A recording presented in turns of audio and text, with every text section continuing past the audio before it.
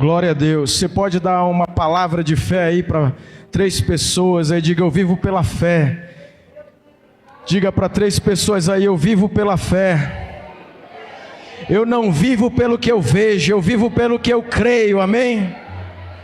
Você é uma pessoa de fé. Eu estou vendo uma pessoa guerreira aí, que não se dobra diante das circunstâncias, mas que pelo poder da palavra dobra cada circunstância, em nome de Jesus, amém? Nós estamos vivendo um tempo precioso, e aí eu retornei aqui para a Igreja do Evangelho Vivo. Eu sou uma pessoa que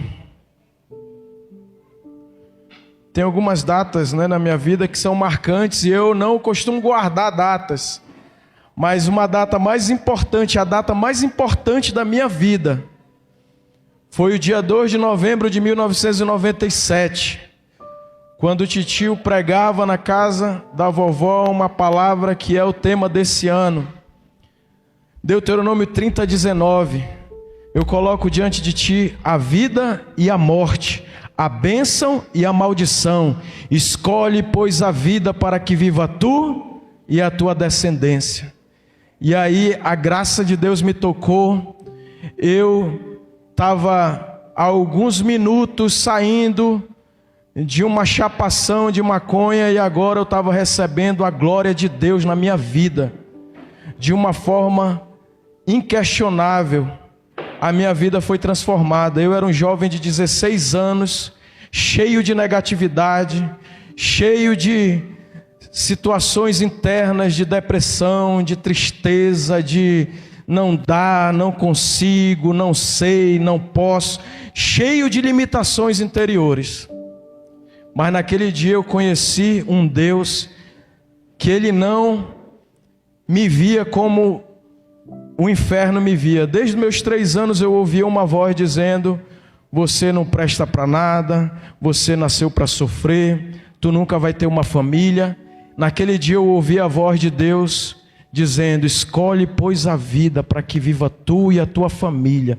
Tu vai ser uma pessoa de sucesso, tu vai ser um homem honrado, tu vai ser um homem cheio de dignidade, tu vai ter uma casa firme, uma casa forte. Eu quero te dizer que hoje nós estamos comemorando 27 anos vivendo pela fé. Eu lembro quando a gente converteu, a gente via os ministros de tempo integral, E aí, não, rapaz, eu vivo pela fé. Entreguei a minha vida, sou ministro de tempo integral.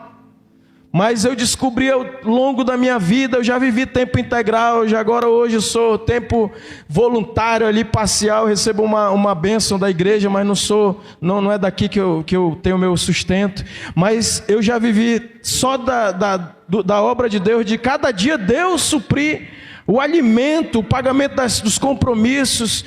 E hoje eu tenho uma remuneração por fora e tenho alguma ajuda que é bênção. A igreja aqui é uma igreja abençoada, é uma igreja que tem pessoas que têm fidelidade, que têm generosidade, pessoas que amam o reino de Deus e que servem ao Senhor com alegria, como o pastor Xavier pregou ontem, E Deus está renovando, queridos, sobre nós essa unção de alegria. Quantos pegaram ontem essa unção, amém?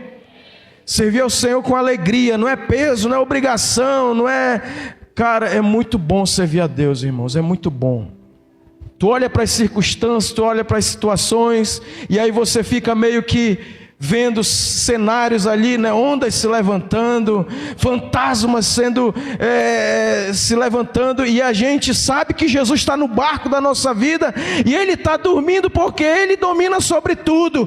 E aí foram acordar Ele, e Ele se levantou e Ele diz: vocês são de pequena fé, vento te acalma, mar te aquieta. E aí todos ficaram: meu Deus, quem é esse que até o vento e o mar lhe obedecem? Esse é o Deus que habita dentro de mim, dentro de você, que Ele governa as circunstâncias mesmo. Pedro, vem, lá vai, é um fantasma. Não é. E Pedro olha e diz: se é tu, Senhor, deixa aí, então vem, Pedro. Lá vai Pedro andando sobre as águas, porque Ele faz a gente andar sobre as águas. Diga: eu ando pela fé. Eu não ando pelo que eu sinto, nem pelo que eu vejo. Quando ele olhou para as circunstâncias, para as sensações, ele afundou. Mas o Deus da fé, o Deus da graça também, ele disse: Pedro, Vem, meu irmão, para fora dessa água aí, tu não vai ficar afundado. Eu quero declarar, irmãos, uma unção de fé sobre a tua vida, sobre a minha vida, sobre a vida da igreja do Evangelho Vivo, que é uma igreja do Evangelho Vivo, do Evangelho da fé, do poder do Espírito Santo, de sinais, de milagres, de prodígios, de expulsar demônios, de impor as mãos sobre os enfermos e eles serem curados, não porque eu sou alguém merecedor de algo, mas porque Jesus já nos deu esse direito e essa herança poderosa e gloriosa em Cristo Jesus. Nós podemos operar maravilhas e milagres, queridos, pelo nosso poder, não pelo poder de Deus, pelo poder do Espírito de Deus. Amém? Mas eu queria falar aqui hoje sobre a fé que transforma. Como crer antes de ver. Quem quer aprender isso aí? Como crer antes de ver. Irmãos, eu acho muito interessante. Eu estava relendo algum conteúdo do pastor, que na verdade nos livros dele, ele é chamado de irmão Reagan. E aí eu abro um parêntese fora da fé, mas é algo que tem queimado dentro de mim, que por que muita gente serve a Deus, depois para. E eu estou servindo a Deus desde 16 anos até hoje, tenho 43 anos, já tenho uma caminhadazinha. Servir a Deus, irmãos, é servir os irmãos. E muita gente ficou equivocado no ministério, achando que servir a Deus é ter um título, é ter uma posição, é ter um glamour gospel, ter um reconhecimento. A honra vem de Deus, amém? A honra é bíblica, mas ninguém pode estar atrás de honra, porque se eu tiver nessa movimentação, pautado nisso, em um título, em um reconhecimento, em uma busca por honra, eu estou na motivação errada e eu vou sucumbir, porque ministério é dar o pão. Amém? Quantos estão caminhando comigo no raciocínio? E esse irmão Reagan, o cara é um grande homem de Deus que influenciou toda uma história. A gente fala do Lutero, mas eu vou falar desse irmão Reagan, que é um cara que estava com atestado de óbito da medicina, dizendo assim, ó, tu não passa de 16 anos. Com 15 anos, ele não sabia o que era andar. Ele tinha um problema cardíaco, que ele não conseguia andar. E aí ele não sabia o que era ir numa rua brincar com os moleques.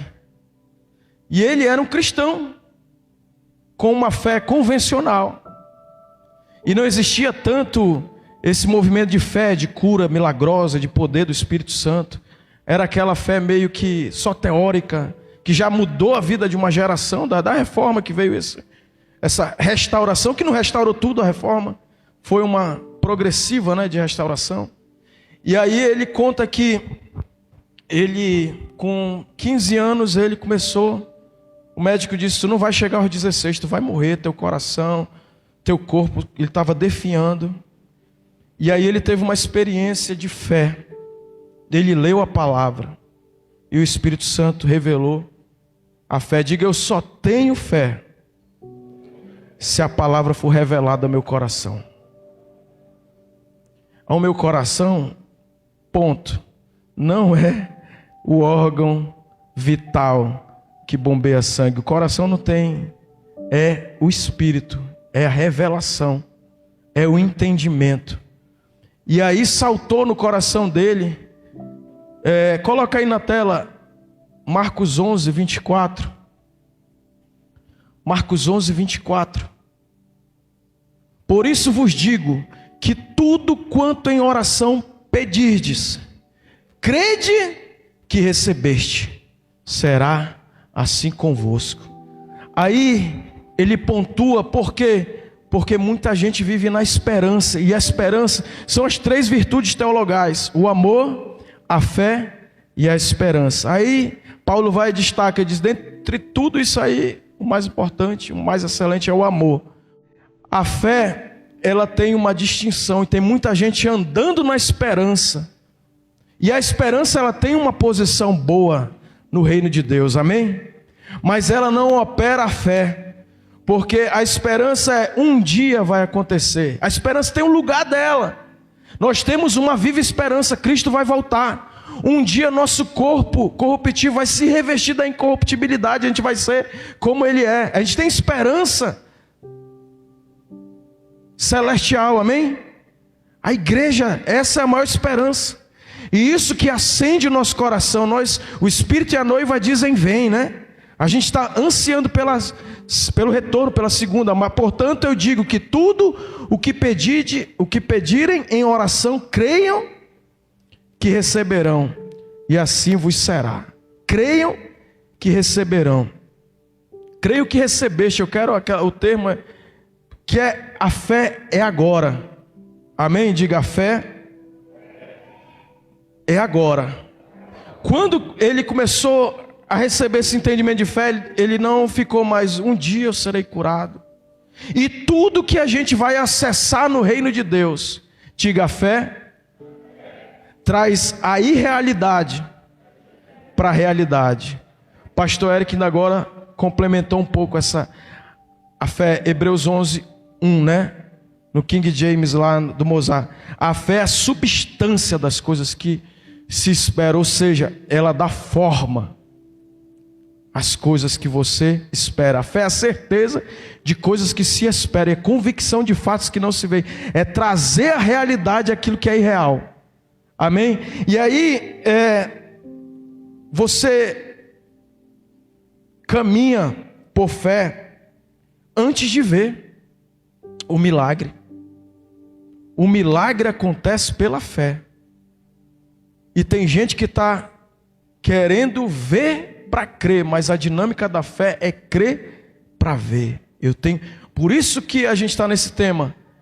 2 Coríntios 5, 7.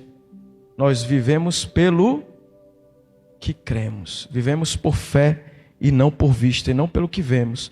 E aí isso é importante porque ele passou 16 anos paralisado, suplicava por cura, já era cristão, e tem muitos cristãos nesse cenário, aguardando algo que nunca vai acontecer sem ser movido pela fé. Se eu ficar só na esperança, um dia Deus vai me ouvir, um dia, mas a fé não é. Deus já me ouviu, Deus já realizou, Ele já tomou a enfermidade, Ele já disse, olha, vocês serão batizados com o Espírito Santo.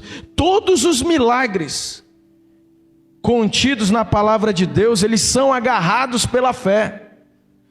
Porque a gente leu na quarta-feira, porque o Deus que chama a existência, lá em Romanos 4, aquilo que não existisse, como se já fosse. Amém? Isso é a fé. Você chama a existência aquilo que não existe. Eu já estou curado. Às vezes o sintoma está lá, a dor está lá. E aí ele começa a ter essa diferença. Quando a gente começa a desfrutar desse entendimento, por exemplo, irmãos, um exemplo prático. Tinha um irmão que ele queria ser batizado no Espírito Santo. E aí havia sido feita uma conferência de avivamento do poder do Espírito Santo. E aí no final, aquela oração com imposição de mãos. E aí ele veio. E aí o pregador disse, você crê que você vai ser batizado no Espírito Santo? E aí ele disse, sim, eu um dia serei batizado no Espírito Santo. Isso é esperança, irmãos. Isso já anula a fé. Um dia eu serei batizado no Espírito Santo. E aquele irmão disse para ele, acalma que eu vou orar por ti, porque tu está na esperança. A esperança, ela é boa, mas ela não move a fé. Quantos estão raciocinando comigo? Muitas vezes a gente não tem o resultado da fé porque a gente está se movendo na esperança. Quantos estão comigo, irmãos? O justo não vive da esperança, ele vive da fé. E aí quando há esse alinhamento de eu entender como é que o reino de Deus funciona, é muito importante. Agora a gente vê os princípios de Deus e com uma mente jurídica a gente vê que existe um procedimento que tem que ser aquele procedimento, e Deus é o Deus que estabeleceu princípios, leis. E um processo que tem que ser, ou é pela fé. A gente leu ainda há pouco, o pastor Eric colocou aí no texto, que ele disse: Senhor, eu creio, ajuda-me na minha incredulidade. Mas Jesus colocou antes um princípio, uma lei. Ele disse: se crê, tudo é possível ao que crê. Tu crê? Jesus dizia: tu crê? Se tu crê, tudo é possível. Qualquer coisa que você hoje esteja precisando, qualquer demanda que esteja alinhada com uma promessa de Deus, é para você. Amém? Você precisa acessar pela fé. Não é pelo que você enxerga, irmãos. Deixa eu falar aqui para ti. Essa semana, alguns dias atrás, eu cheguei com a minha família lá. A gente estava comendo. Eu disse: eu preciso de um avivamento. Eu estou sem aquele ardor dentro de mim. Eu estou indo para a igreja, estou pregando, estou orando, leio a Bíblia, mas eu estou precisando de algo assim, de um toque. Quando você sentir o toque da glória de Deus?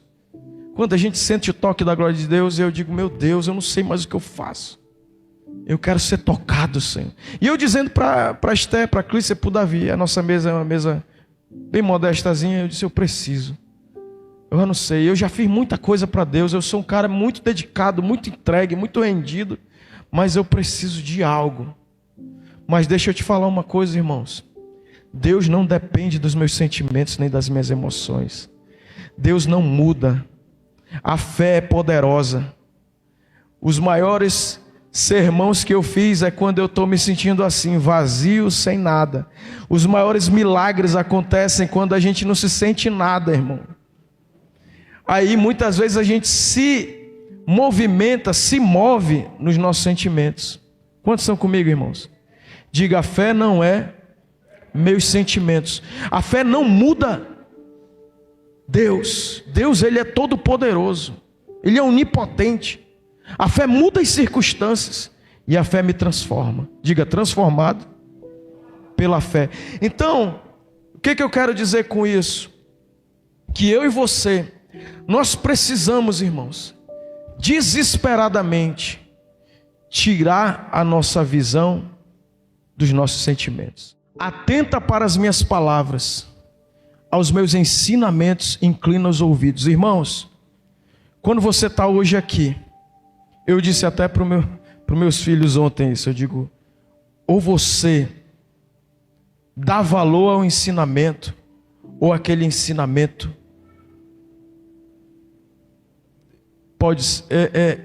eu tenho valor ao ensinamento, eu dou valor.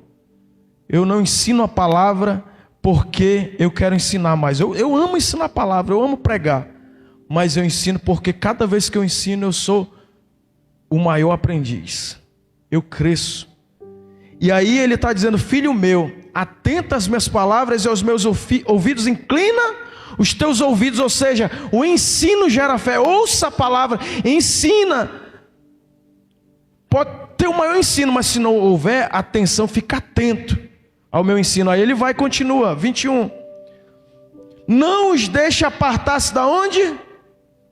Dos teus olhos. Ou os meus olhos estão na palavra, no ensino, no princípio, no poder de Deus, ou eles vão estar na circunstância. Pedro olhou para Jesus e olhou para a palavra, andou por sobre as águas. Quando ele olhou para o vento e pela tempestade, ele afundou. Então os meus olhos, eles vão estar em algum lugar. Ou eles vão estar no problema, na circunstância que vai me derrubar, ou eles vão estar na palavra de Deus, no poder de Deus e no milagre, e eu vou obter o resultado que a palavra de Deus garante que vai vir.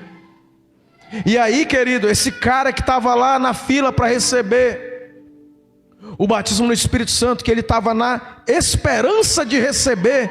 Quantos estão entendendo, irmãos? Na esperança, um dia, quando Deus quiser, eu acredito que eu serei batizado algum dia.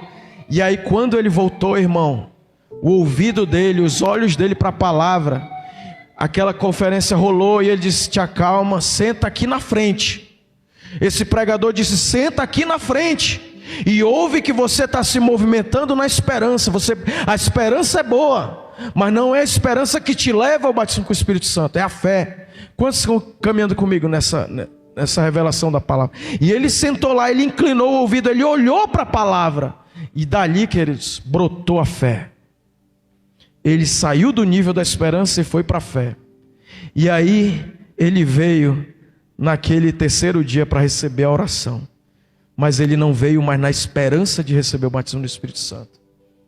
Ele veio na certeza da fé. E aí ele recebeu a imposição de mãos. Na hora ele recebeu o batismo no Espírito Santo com evidências de falar em línguas. E ele começou a ser cheio do Espírito Santo. E a fé, querido, é que vai nos levar a receber todos os milagres que a gente precisa, que estão contidos na palavra de Deus. Filho meu, olha só, não deixe apartar dos teus olhos, guarda no mais íntimo do teu coração, no teu espírito. Quando a palavra entra no nosso espírito, irmãos, ela é a fé que opera milagres. Você não anda pelo que você vê. Kenneth Hagin começa a falar, ele diz que ele estava ali sentindo a dor, todas as sensações da enfermidade que ele carregava, de problema cardiopata, de problema de... Nunca andou, imagina, todo... como é que é a musculatura atrofiada? Não, atrofiado, né? Mas ele disse, eu creio. Sim, tudo é possível aquele que crê. Se tu não duvidar e crer que tu recebeu no teu coração, assim será feito. Eu creio, Senhor, que eu estou curado. Aí ele conta que ele se levantou meio assim, forçando o corpo dele, desprezando as dores, e sentou. Nunca, há anos que ele não conseguia sentar e tocar o pé no chão. E ele tocou o pé no chão na hora que ele sentou naquelas tábuas de assoalho de madeira, e o pé dele tocou, e ele disse, eu estou curado. Ele levou as minhas enfermidades, ele tomou sobre si as minhas dores. E aí ele se forçou a levantar assim. Ele não estava vendo, mas ele estava crendo. E aí ele disse que veio, quando você ganha 1 milímetro de território na fé, Satanás se levanta furiosamente para tomar de volta aquele milímetro que você conquistou. E aí coloca aí João 8,44, que é o mentiroso. Eu digo diante de vocês, diante dos demônios e dos anjos, aquele sentimento que eu demonstrei aqui agora e lá na mesa da minha casa, vou te dizer, é mentira de Satanás, porque eu estou vivendo o melhor tempo de avivamento, o melhor tempo de unção, o melhor tempo de revelação, o melhor tempo de maturidade, e eu não tenho mais que viver esse engano maligno. Coloca aí João 8,44. Vou desmascarar o diabo que tenta me enganar. Eu que já estou peão rodado, já nasci na lagoa, o diabo ainda quer ser o sapo me enganar. Imagina você, irmão.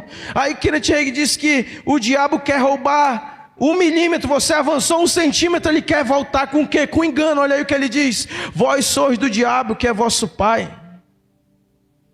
e quereis satisfazer-lhe os desejos. Ele foi homicida desde o princípio e jamais se firmou o quê? Na verdade, porque nele não há. Porque quando ele profere mentira, fala do que lhe é próprio, porque é mentiroso e pai da mentira. Então o diabo fica toda hora querendo te enganar, querendo me enganar, dizendo: olha, tu não sente Deus, Deus te abandonou. Mas aí, queridos, a gente pode se apropriar da palavra de Deus, que ela diz: assim afirmemos confiadamente. Diga, afirmemos confiadamente: o Senhor é o meu auxílio, eu não temerei o que me poderá fazer o homem. Porque ele tem dito, diga, ele tem dito. Quem tem dito, irmão? Quem? Diga ele, Jesus. Ele tem dito: eis que estou convosco todos os dias, até a consumação do século. Agora, o autor aos Hebreus está citando Jesus agora, porque ele tem dito: de maneira alguma te deixarei, nunca jamais te abandonarei. Quando a gente diz: poxa, eu não tenho um avivamento, Deus me abandonou. Quantas vezes a gente diz isso? É o diabo mentindo, irmão, para a gente começar a se abater e daqui a pouco se desviar. É ou não é assim esse processo? A gente fica abatido e a gente anda nos sentimentos, que o diabo quer levar a gente para os sentimentos, para a gente se afastar de Deus. É ou não é esse processo? Ele nos engana, ele enganou Eva, ele enganou Adão e disse: Deus te abandonou, Deus está te enganando, Deus te deixou. Ele começa o quê? Fazer aquilo que lhe é próprio, mentir e ser o pai de toda mentira. E aí ele diz: Deus te deixou, Deus te... Só que aí está a palavra de Deus, que é a verdade máxima, que é a verdade: seja Deus verdadeiro e todo homem mentiroso. Quando a gente fala isso, seja Deus verdadeiro e todo homem mentiroso, isso está lá em Números, né? Mas deixa aí em Hebreus. Não é que todo homem é mentiroso, não. É que muitas vezes a mentira ludibriante, que a gente acha que é a gente que está falando aquele sentimento. Vocês estão me entendendo, irmãos? Seja Deus verdadeiro e todo homem mentiroso. Às vezes tem mentiras do diabo dentro da minha mente humana. E aí a palavra de Deus está dizendo: de maneira alguma te deixarei, nunca jamais te abandonarei. Jesus nunca vai te deixar, querido. Os teus sentimentos pode o diabo querer bagunçar lá, colocar todo tipo de engano, de mentira, que é o papel dele, mas eu quero declarar que você vai andar na verdade da palavra de Deus, na fé de que Ele não te deixa, Ele não te desampara, e você pode declarar com confiança, ousadamente: o Senhor é o meu ajudador, eu não temerei. Nada humano, nem a minha mente humana não vai me ludibriar. Eu vou andar na verdade de Deus. Amém, queridos? E aí, quando você começa a colocar os teus olhos na palavra de Deus, você começa a crer antes de ver. Amém? E eu estou falando algo que é possível, irmão, e que é necessário e que gera resultado. Pastor Xavier, a gente vive nisso faz anos. Mas a minha mente era uma mente negativa, era uma mente totalmente frágil, hipersensível. E hoje, pelo poder da palavra de Deus, eu sou um homem firme, seguro, não me dobro mais diante das mentiras de Satanás. Amém? Não estou falando de orgulho, nem de soberba, nem de arrogância. Estou falando de viver naquilo que a palavra de Deus diz. E voltando ao ponto: pode todo mundo me abandonar, mas o meu Jesus está comigo, e eu vou continuar servindo a Jesus e servindo quem está perto de mim. Não posso obrigar, eu digo, nem meus filhos eu não posso obrigar a ouvirem meus ensinos. Mas se eles forem sábios, eles vão ouvir alguém que tem uma caminhada maior do que eles. Eu só tenho uma diferença: eu já caminhei mais do que eles. Nem minha esposa eu não posso obrigar ela a nada. Mas Jesus não me deixa, e eu sei que Ele vai fazer com que a minha esposa esteja comigo. Amém? E ela vai estar comigo. Mas tem hora que ela está contra mim, e tem hora que eu estou contra ela. E Jesus é por nós, quem será contra nós, né? Ele não é por mim nem por ela, Ele é por nós. Amém? Diga para o seu irmão: Deus é o Deus da unidade. Ele é por nós. Se Ele fosse por mim, já ia ser imparcial, né? Ia tomar partido. E aí, queridos, eu quero declarar sobre a tua vida, meu irmão, a revelação da fé. Diga: o Espírito Santo traz clareza. O Espírito Santo que está falando comigo e contigo. Pastor, o senhor ainda há pouco falou que está sem avivamento. O Espírito Santo está falando toda hora, irmão. A gente que está insensível por causa de tanta mentira do Satanás, do inferno, dizendo que você não ouve mais a voz de Deus, dizendo que você está fora da revelação. Quantos estão caminhando comigo? É pelo que você crê, não é pelo aquilo que você vê. Filho meu, olha, coloca os olhos na palavra, coloca os olhos em Jesus, amém? E aí ele vai revelando. Olha lá Marcos 11:24. Creia que recebeu, e assim será feito.